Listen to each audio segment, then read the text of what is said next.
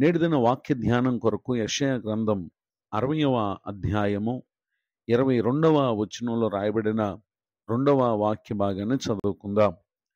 ఎన్నిక లేనివాడు బలమైన జనమగును.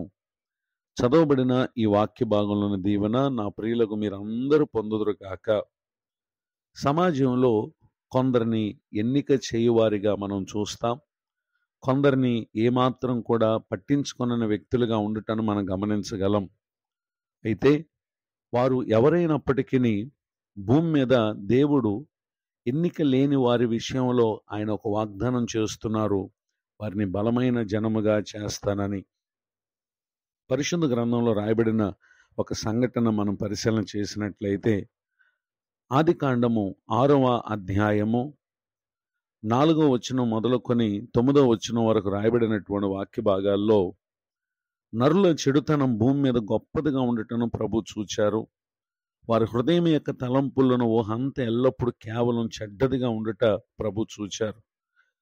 వారిని చేసినందులకై ఆయన సంతాపం నుండి హృదయంలో నొచ్చుకున్నటువంటి విషయాన్ని మనం గమనించగలం. ఆ కారణం చేత ఆయన నరులతో కూడా జంతువులను, పురుగులను, ఆకాశ పక్షాదులను భూమి మీద నుండకుండా తుడిచివేయాలని చూసినప్పుడు 8వ వచనంలో నోవాహు యెహోవా దృష్టి యందు కృప పొందిన వ్యక్తిగా ఇక్కడ మనం గమనించగలం.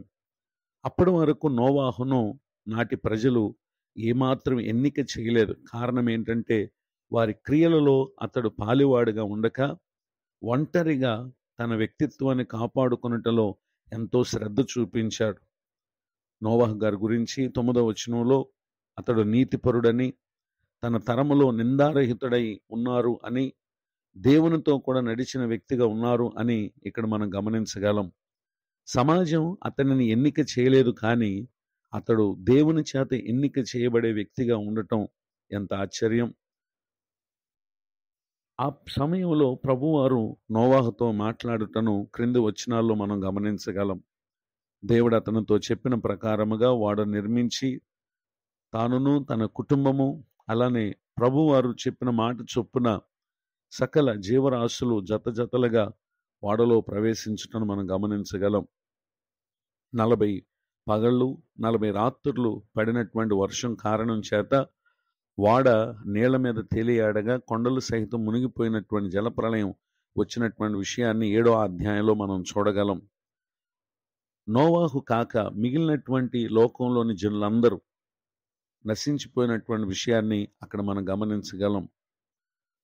ఆదికాండం 9వ అధ్యాయము 1వ వచనం రాయబడినటువంటి వాక్య భాగాల్లో నోవాహు సంతతిని ప్రభువారు దీవించి భూమి అన్నంతటా వ్యాపింప చేసినటువంటి సంగతులను మిగిలిన అధ్యాయాల్లో మనం గమనించగలం.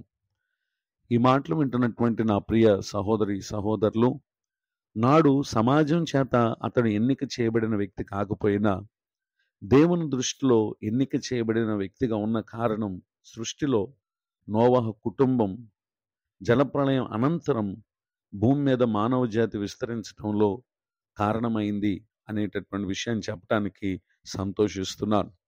ఈ మాటలు వింటున్నటువంటి నా ప్రియ సహోదరి సహోదరులు, భూమి మీద దేవుని కొరకు జీవించటం లోకం మనకు గుర్తింపుని ఇవ్వని జీవితం, వెర్రివారినిగా మనం ఇళ్లను ఎంచేటటువంటి జీవితం. ఏమాత్రం ఆ విషయమై మీరు కృంగిపోక, అధైర్యపడక, నిశ్చయముగా నాడు నోవాహును ఏ విధముగా జలప్రళయం నుండి రక్షించుటలో ప్రభువారు ఎన్నిక చేసి ఆ తర్వాత కాలానికి అతని సంతతిని ఆయన వ్యాపింప చేసి నేడు ఈ మాటలు వింటున్నటువంటి మనం అందరం ఈ మానవ జాతిలో ఉండటానికి ప్రభువారు ఆయనను కారకునిగా చేశారో, ఈ మాటలు వింటున్నటువంటి నా ప్రియులకు మిమ్ములను కూడా ముందున్నటువంటి కాలంలో ఒక ఆశీర్వాదకరమైనటువంటి తరాలకు దేవుడు మిమ్ములను కారణంగా చేయబోతున్నారు. గనుక ఎన్నిక లేనివాడు బలమైన జనమగునను వాగ్దానం చేసినటువంటి ఆ గొప్ప దేవుని దీవెన ఈ మాటలు వింటున్నటువంటి నా ప్రియులకు మీరందరూ మీ జీవితంలో పొందుదురుగాక. ఆమేన్. ప్రార్థన. కృపగలిగిన మా తండ్రి, మీ వందనాలు. నేడు విన్న ఈ మాటలు మా ప్రియుల ఆత్మలకు మేలు కలుగునట్లుగా సహాయం చేయండి. దైవజనులను, వారి కుటుంబాన్ని, పరిచర్ను దీవించండి. కృంగిన వారిని, దుఃఖితులను ఆదరించి లేవనెత్తండి. మరి యొక్క నూతన సంవత్సర దయాకిరీటాన్ని పొందిన మా ప్రియులపై మీ దీవెన వర్షం కుమ్మరించండి. ఆత్మలో వర్ధిల్లుతూ అన్ని విషయాల్లో ప్రియులు వర్ధిల్లునట్లుగా కృప చూపండి. సమస్త విషయాల్లో ముందున్నటువంటి దినములన్నిటా మీ కృపాక్షేమలు దయచేయమని యేసుక్రీస్తు నామములో ప్రార్థిస్తున్నాను తండ్రి. ఆమెన్. తండ్రి, కుమార, పరిశుద్ధాత్మ దేవుడు తోడ నడిపించునుగాక. ఆమెన్.